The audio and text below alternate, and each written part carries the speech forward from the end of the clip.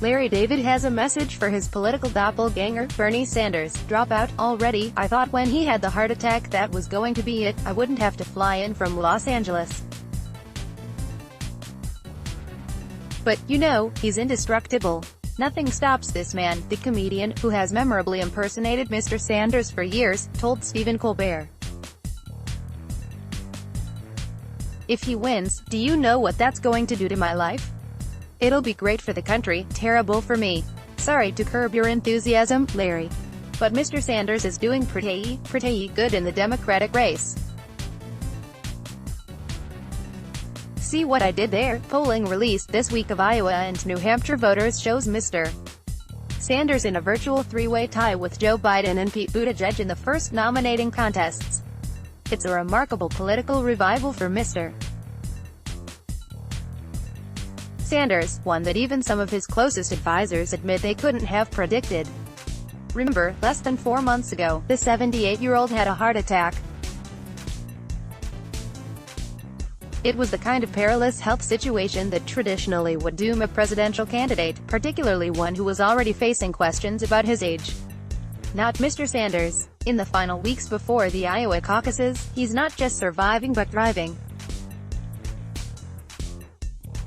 His surge can be attributed at least in part to the decline of his chief liberal rival, Elizabeth Warren, who's seen some of her support, particularly among younger voters, drift over to Mr. Sanders. His post-hospitalization endorsement from Representative Alexandria Ocasio-Cortez of New York also helped. Perhaps Mr. Sanders' political durability shouldn't be all that surprising. In a volatile field, his support has always been characterized by its steadiness. As he did in 2016, he draws large crowds to his events, packed with voters wearing all kinds of Sanders swag. In surveys, his supporters are significantly more likely than those backing other candidates to say they've definitely made up their minds to vote for him. Far more of them say they are enthusiastic about his candidacy, too. But the question for Mr. Sanders in this race has never been whether he has a core of passionate supporters. It's whether he can expand beyond them. His floor is high, but if he wants to win the nomination, his ceiling is what matters. It's worth pointing out another notable number in the New Hampshire poll published today by Monmouth University, 21%. That's the amount of support Mr. Sanders would get if the race were narrowed to the top 7 candidates, the survey found. But it's also his level of support in a 4-candidate contest, indicating that he's not positioned to pick up much support if lower-polling candidates quit the race. Sanders aides disagree, saying they would benefit from a hypothetical exit by Ms. Warren, or for that matter by Andrew Yang and Tulsi Gabbard, who have won support from some younger voters and disaffected Democrats who might otherwise go with Mr. Sanders.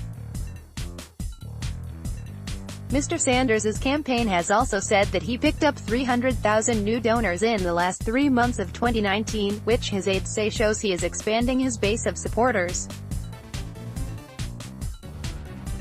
He will also get some extra attention on Friday morning, when he is scheduled to appear with Mr.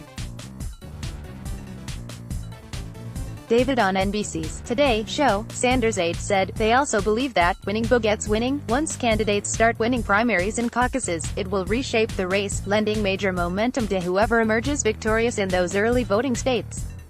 At a time when so many Democrats are focused on electability, they argue, nothing makes a candidate look more like a winner than, well, actually winning a contest.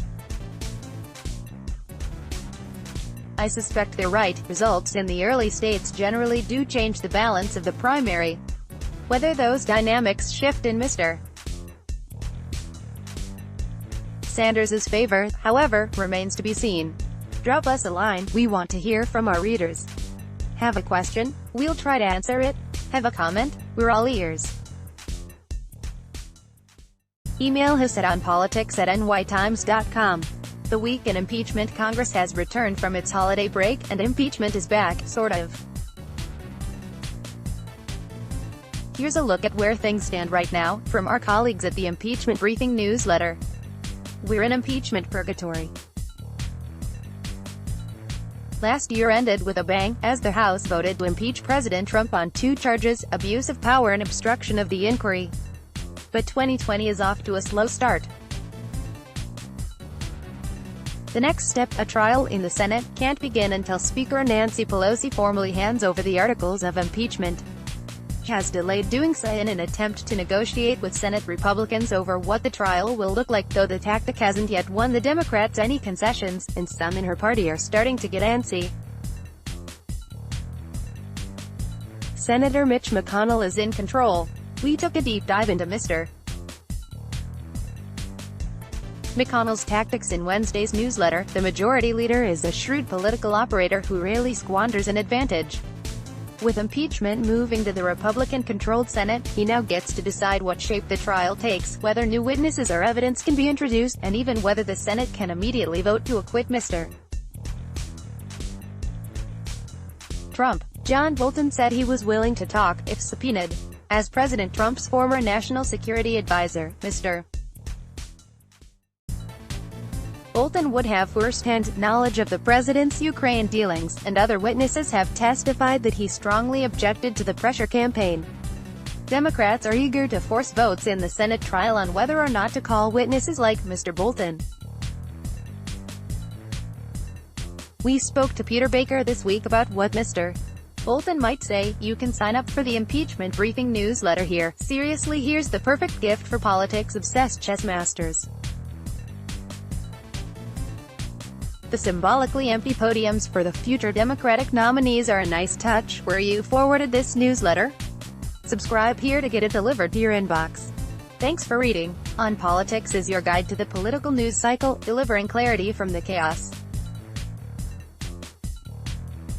Is there anything you think we're missing?